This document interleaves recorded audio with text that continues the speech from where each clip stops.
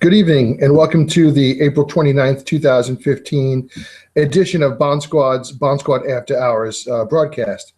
As always, Bond Squad After Hours is brought to you by Wealth Strategies and Management and Bond Squad, 907 Main Street, Stroudsburg, Pennsylvania, 18360. WSNM LLC and Bond Squad are separate entities from Private Advisor Group, which is our registered investment advisor. Well, you might notice that I have my Mets cap and Yankees shirt on today. Now, that means more than I'm confused or I come from a mixed family. My father's family were all Met fans, my mother's family all Yankee fans, so I'm a bit confused. So what my parents try to do is let me have the best of all worlds, or, it be exposed to both. So it kind of worked out. And the reason I have this on today is because the Fed did the same thing.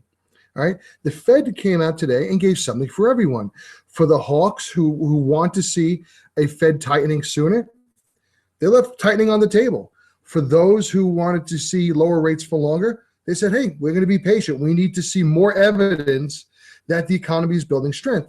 And if we really look into this, we saw in the Fed statement that they did not blame it all on the port strike and all on the winter weather.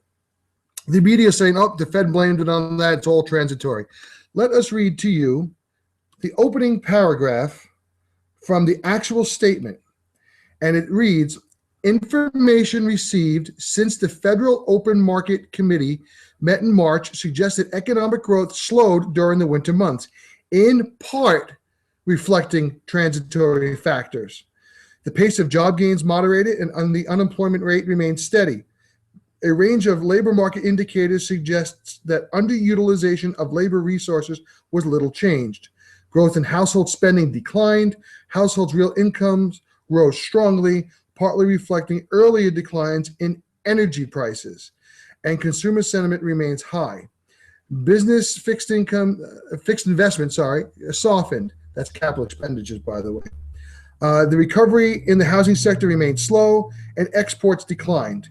Inflation continued to run below the committee's longer-run objective, partly reflecting earlier declines in energy prices and decreasing prices of non-energy imports. Market-based measures of inflation compensation remain low. Survey-based measures of longer-term inflation expectations have remained stable. Okay, here's what it means. And you really have to be an ideologue not to see this. The Fed said that the West Coast port strike exports and the winter weather might have played a partial effect, in part reflecting transitory factors. However, they acknowledge this might be more structural going on here.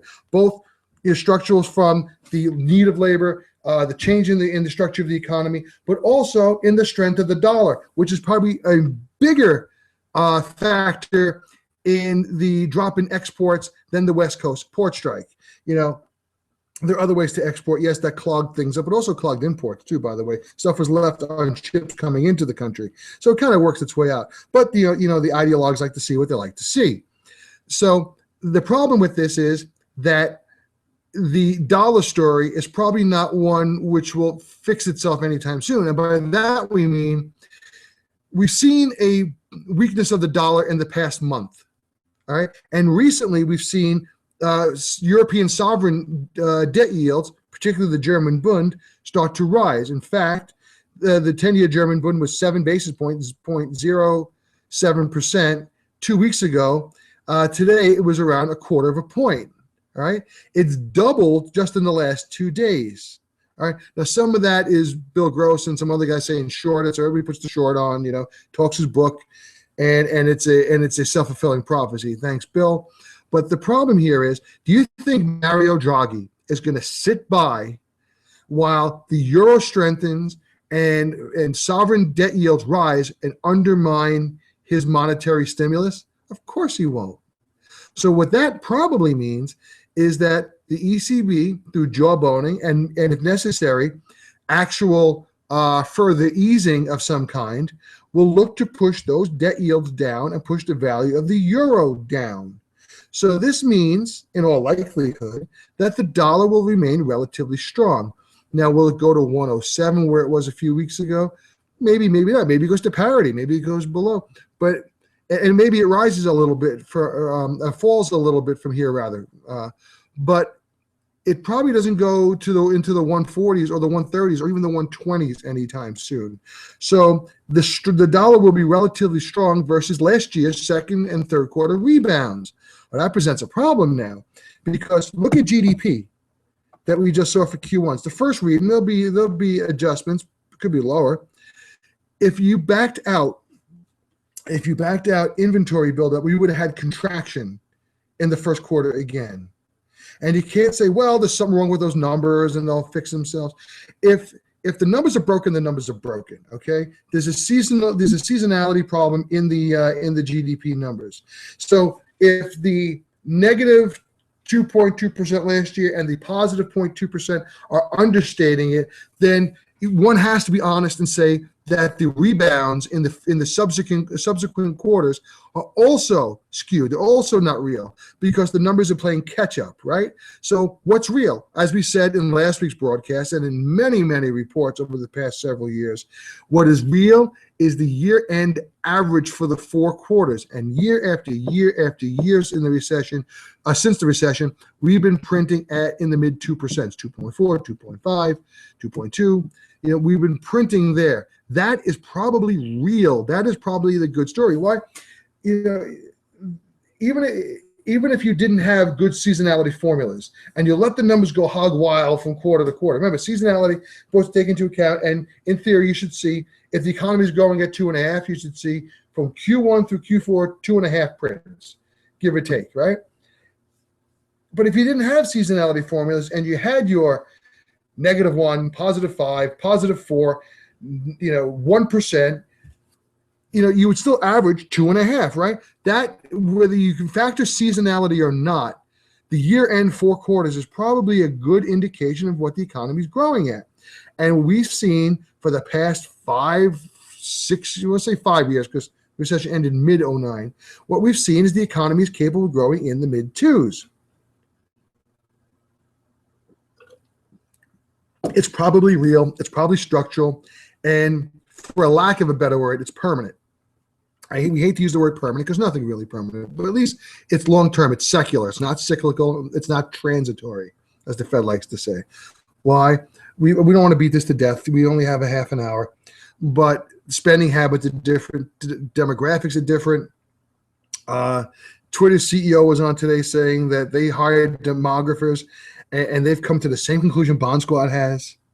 You start to see Silicon Valley. Well, a lot of the startups aren't opening up in Palo Alto and elsewhere in the Silicon Valley. They're open in San Francisco. The younger people want to be in urban areas. That brings us back to last week's CPI report. CPI rose 1/10, and everybody said buy tips, mostly because of spring apparel price increase and rents. Well, rent solves itself one way or another, either through more rental properties being created to meet the demand. That's what's pushing the rent prices up. Or these renters start to look for homes because rents are too expensive, right? So there really is not a whole lot of inflation. And if we go look at today's GDP data, we see that the GDP price index, right, actually trended into negative territory to negative 0.1%. Tomorrow's PCE is expected to print at 1.4 on the core, and expected to print in year over year at 0.4 all in. So as oil prices start to rise, we might see the headline number move towards the core, but it's unlikely that we're going to see the core move a whole lot higher here. Remember, because oil prices aren't going to affect that, right? There's nothing else out there pushing prices higher. Now let's dig through the GDP data today. GDP data was interesting. Everybody wanted to see silver linings in the cloud and make lemons and a lemonade. And granted, 0.2 is not indicative of what this economy is growing at or what it's capable of growing at. But there are signs that it's more than cyclical or transitory. And you can look at business fixed investment, capital spending, right? It declined at a rate of 2.5%, negative 2.5% annualized pace in the first quarter. That is the biggest drop in business fixed investment spending since the end of 2009. Spending on non-residential structures, including office buildings, and factories, dropped 23.1%. 23.1%, the most in 4 years. Now, gee, where could that be coming from? Could it be, shall we say, the oil patch, and either directly or indirectly? This is not the economy of the 90s or the early 2000s, where oil prices were almost a total, complete positive. There are a lot of jobs, and a lot of the wage growth we have seen has been based directly or indirectly on energy in this country. It's been the driver. It took over from housing, which took over from the internet bubble, which took over from the peace dividend from the Cold War, which took for the end of the Cold War, which took over for Volcker killing rates, and tax reform that we had in the mid 80s. So there's always something. So it was energy was the driver now. Now energy is not the prime driver of the economy. It's back to tech again. And tech by nature is disinflationary. It makes things more efficient. My daughter's company has no middle management. They have upper management and the workers, and that administrative duty that the middle management used to perform, the cubicle people, is now done by computers. Okay, so that's a whole layer out. It's different. It might not be bad, might not be good, but it's different. And you don't have the same type of wage growth, and you don't have the same kind of inflation. So where 2% was the Fed's goal before, Fed might have, and by the way, 2% that they mentioned is not CPI. It's not even core CPI. The 2% they're looking for is core PCE. Why? Because core strips out the volatile food and energy, which have inelastic demand curves, right? So it affects spending differently than inflation in other areas of the economy. And we have CPI, which is heavily weighted. If my recollection is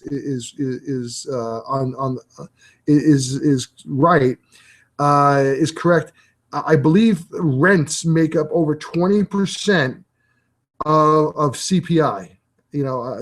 I might be wrong, but rents are the largest single factor. I do know that. So let's leave it at that. All right. So rents have a big impact in consumer prices on the CPI index, but they don't on the PCE index. And that's why you often see, as we do now, a big disparity between CPI, core CPI, and PCE, core PCE. You have CPI core running at 1.8%, and you have PCE core running at 1.4% last month, expected to repeat this month. There's not a whole lot of inflation. So what happens out there? Well, everybody's myopically fixed on the Fed, and will the Fed tighten? All right. They said, well, the Fed can't tighten if things stay this way. We disagree. We think that tightening is off the table for all intents and purposes for June. Yes, they're not date dependent, they're data dependent, but there's not going to be enough data, we don't think, at Bond Squad to convince the Fed it's time to tighten. Why? By then, up until the Fed June meeting, June 18th, you're not going to have the final read of where are we here now? April. You're not going to have the final reading of Q1 GDP. Never mind Q2 GDP. You're going to have a lot of Q2 GDP number data in there, but it's not complete. The Fed probably wants to see where Q2 prints when they start reporting that in July, and see what other data comes in for Q3, as that quarter goes along. So we think the first Fed tightening is when? Is in September. We've been saying this for about 6 months. And we said, oh, it could be March. Oh, it could be June. It's going to be September, in our opinion, even if inflation is below 2%. Why? Because we think the Fed will have to admit that 2% core PCE and full employment is not going to happen at any time in the near future, but that this is more like the new normal, as Mohammed El-Erian has said many times. We think the Fed's going to throw in the towel and say, you know what? It is what it is. We're growing at 2.5. We have inflation in the mid ones. You know what? It's not an emergency anymore. Here's your 25 basis point increase. And like the Pavlov dogs they are, the mutual fund investors will go, oh my God, Fed's raising rates, sell my bond funds. And that's going to pop all rates temporarily, and the smart money, including the hedge funds and the SMA managers and the very, very sophisticated financial advisors and investors, will come and probably be able to scoop up bargains. In actual bonds, by the way. And that's the key. You want to be laddered and all that. And right away, on in the media, the rock star strategists out there, most of them from funds or on the equity side, saying, "Nope, rates are going higher. Bonds are going to get killed. Get out of bonds. Get into stocks." Again, if you're buying bonds or even bond funds for their price performance, then you're just making an equity bet. You're speculating. It's just speculating on bonds. You're not investing in bonds. You're not clipping a coupon. You're not trying to generate income and preserve capital. All you're doing is making a bet on the price of bonds. Nothing wrong with that, but at least be honest with what you're doing. So we have a situation here, we think, that the market has convinced itself that the Fed won't tighten at all unless we hit the old normal data. And the Fed's kind of alluded to that, but we think at Bond Squad they're going to have to acknowledge reality. And that at some point, if the Fed waits long enough, we will hit those data points. We don't think it happens. We think the Fed tightens a quarter, one and done. We think the Fed goes very slowly. And at the end of 16, we don't think that the Fed funds rate will be above 1%. If it is, it'll be just above 1%. And we said that last month, March 18th, and we said it on Twitter, and we had a little backlash from some of our fixed income strategy peers. But lo and behold, as of this morning, we were just above 1% for the December 2016 Fed funds futures, and yes, they were at 1%. So down from about 118 or 116, and we have to look that up again. But the street's coming to us. The Fed is probably not going to go a quarter like it did under Greenspan. It doesn't have to. It doesn't need to. Now, CNBC's Fed survey now has the street is now pricing the peak Fed funds rate at below 3%. We've been in that camp for several years. And people kept hanging on to the old normal, then the near old normal. Now the street's saying, you know what? The Fed's probably going to move very slowly, and the peak rate is probably going to be below 3%. That has implications now, because if the Fed usually overshoots, then 285, which is the CNBC survey, is probably tight policy. So what's neutral? Maybe 2.25, 2.5. So at that point, you could start seeing corporate defaults start to tick up. Maybe even before then, even though rates are nominally low, but it's not nominal rates that are stimulative or restrictive. It's the journey, not the destination. So I gave the story. I told the story today in West Hartford, Connecticut, at a presentation I did.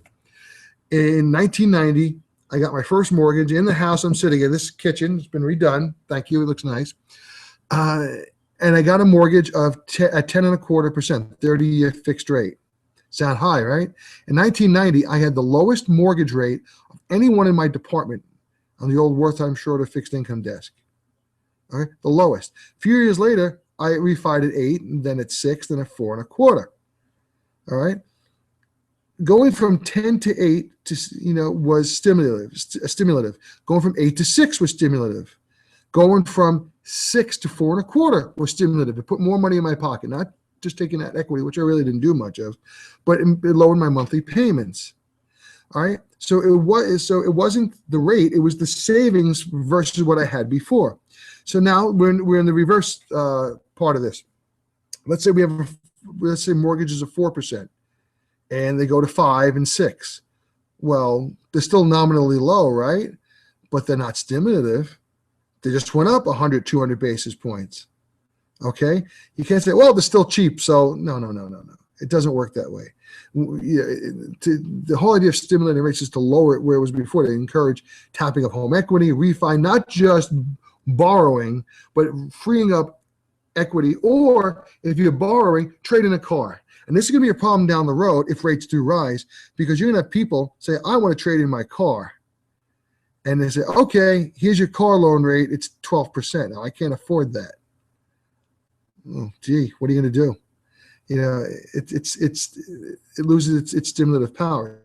Never mind that we heard a statistic today on the news that 10 years ago, 43% of 18-year-olds in the United States had driver's license. Today, it's only 28%. They're not driving. They're not even getting their licenses. I have a niece. She's 16 years old. She does not want a driver's license. Her older sister's in college. Honor student, Washington State University. Does not drive. Not in their on their list of important things to do. It's gonna be interesting to see what the auto industry does a few years down the road when the boomers are old and they stop buying new cars, and their kids and grandkids are saying, no, I can call Zipcar and rent a car and drive where I want. If I need to get from A to B in a car, I can call Uber and like car service and move around. Take public transportation. I don't need the headache of insuring a car, parking a car, maintaining a car, making a car payment. It's different. My daughter has a nice Subaru she bought 2 summers ago. She doesn't want it. It's beautiful. And she makes the payments easily. It's a very good job. But she doesn't want it anymore. She doesn't need it.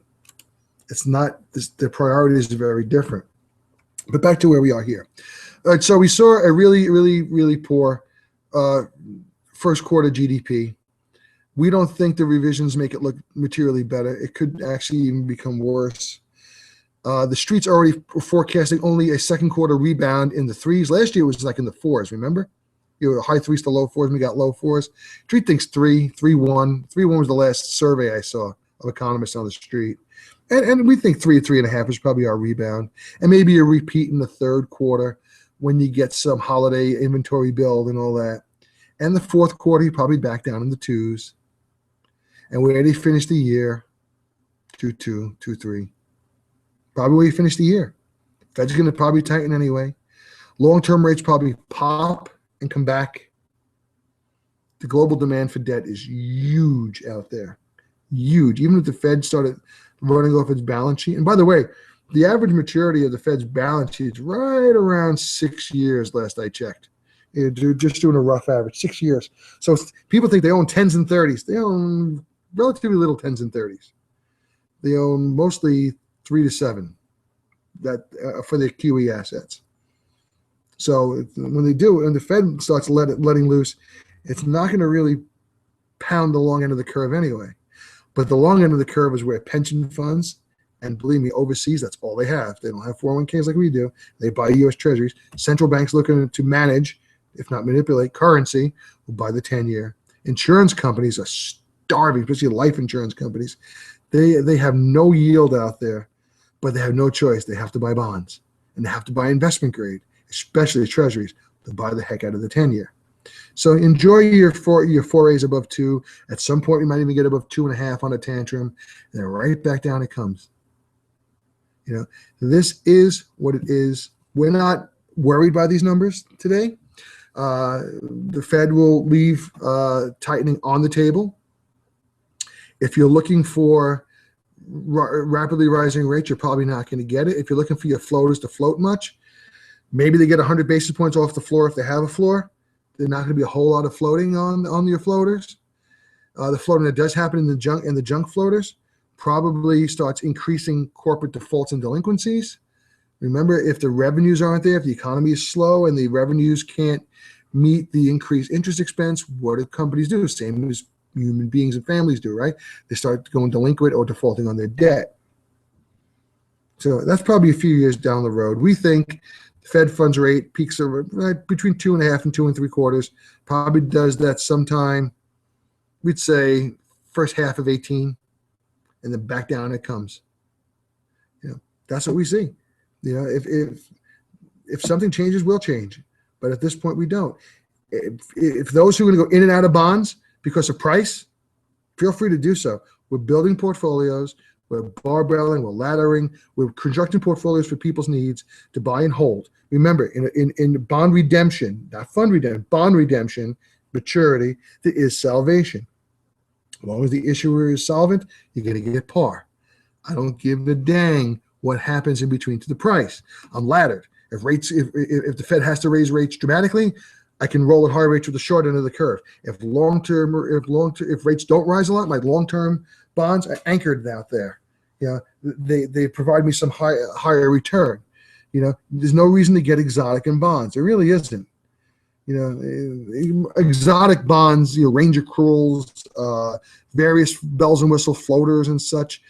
Those are really retail products for the most part. Not a whole lot of institutional involvement there. They'll buy bonds, they'll ladder portfolios, they'll put hedges on with futures and credit default swaps. They're not playing in these snake oil retail structures. That's for sure. Probably with a lot of friends out there among the structured product guys, but it's true. I was in that department. I know how it works. I know how they put options on it, to peg it to various underlying assets or indexes. It's a bet. They may work, they may not. But the institutional guys who are really in the bond market aren't playing those. So that's pretty much what we have for tonight. June is not officially off the table, but we find it hard to believe that the Fed, unless we have blowout numbers, is going to tighten in June. September seems more likely. They will discuss at the June meeting. We believe there'll be a lot of discussion, and Ms. Yellen's post-meeting press conference is going to be full of language discussing a potential tightening down the road and how the Fed feels about the data. Again, we think the Fed could go and move up to from 0 to a quarter point without inflation hitting 2, without the job market hitting quote unquote full employment, without meaningful wage growth, because we don't think that the Fed's targets are easily or even reasonably achievable in this economy. Maybe we're wrong, but so far we haven't been. It's been the rock stars who've been wrong. Maybe we're the broken clock, and it's just been 12 noon, and we're going to be wrong soon, but we don't see it. And if you have any questions, give us a call during market hours, 570-424-1555. You can always email us anytime, and we'll get back to you as soon as possible at thomas.byrne, that's BYRNE, at WS, that's Whiskey Sierra, the word and, A-N-D, M as in Mike.com. That's thomas.byrne at WSandM.com. We've had great interactions with clients and especially new clients, new portfolios coming on board that we're managing, new subscribers. The cult of Bond Squad is expanding, as it were. No, we don't have Kool-Aid here. We are the anti-Kool-Aid zone. We don't drink any Kool-Aid. We don't make Kool-Aid. So please, give us a shout out. If you want to get a free sample of our services, let us know. If you want to discuss portfolio management, professional portfolio management at reasonable prices, and we will always be straightforward. You may not agree with us, but we will always speak our mind. No book to talk. No corporate investment committee breathing down our necks. We are what we are. And with that, have a very, very wonderful evening. And we're going to go enjoy the first real nice spring night that we've had here in the Pocono Mountains. Have a great and wonderful night. Goodbye.